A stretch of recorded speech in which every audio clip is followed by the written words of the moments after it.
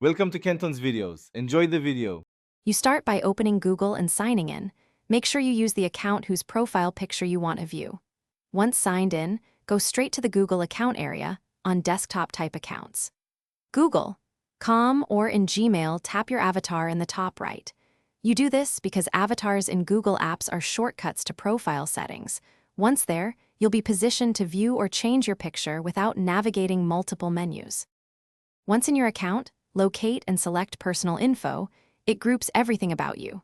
You'll see a profile section with a photo thumbnail. Tap or click that thumbnail to open the full-size image and options. This reveals the how and why. Google stores the image centrally so apps use the same avatar. If the thumbnail is blank, make sure you're in the correct account, and then open the About Me card where linked photos sometimes appear. Now view the full image, and if you want a local copy, right-click or long press and choose Save Image As. If you intend to update it, use Change and upload a new photo. Make sure to save and then sign out and back in so apps refresh the avatar. If the picture still doesn't show, clear your browser cache or force a sync. That usually fixes stale images. If problems persist, try incognito or a different device to isolate the issue. Thanks for watching. Consider subscribing if we helped you.